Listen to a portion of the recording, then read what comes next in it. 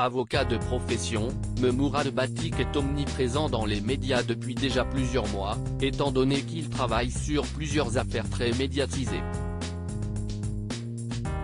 Il a notamment été engagé par les victimes de l'accident provoqué par Pierre Palmade le vendredi 10 février 2023. Ce jour-là, un père de famille et son fils âgé de 6 ans roulaient sur la route départementale 372, reliant Melun à Damary-lès-Lys, en compagnie d'une jeune femme de 27 ans.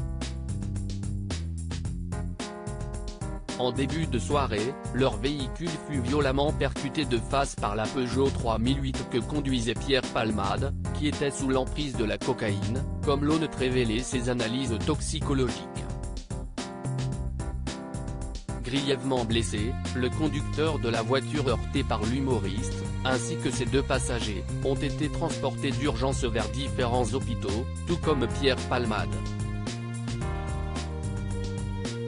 Si le pronostic vital du comédien était initialement engagé, ses proches avaient ensuite annoncé que ses jours n'étaient plus en danger au lendemain de l'accident.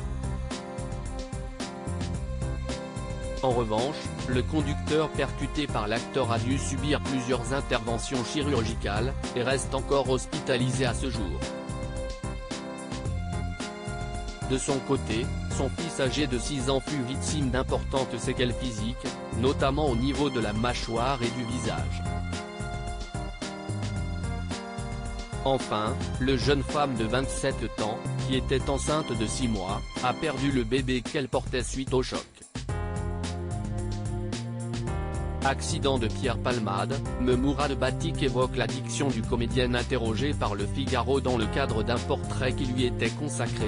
Mourad Batik a formulé une blague très osée en référence à l'affaire Pierre Palmade. Décrit comme étant un boulimique de travail, l'avocat a tenu à préciser, quand on lui a demandé à quoi il carburait, que ce n'était pas la cocaïne.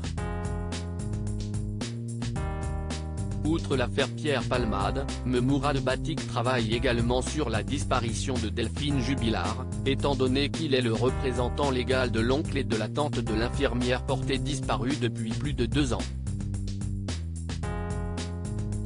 Il défend par ailleurs certaines femmes accusant le gynécologue Émile Daraï de violences gynécologiques, mais aussi la famille de la jeune Siem, retrouvée morte il y a quelques semaines dans le Gard.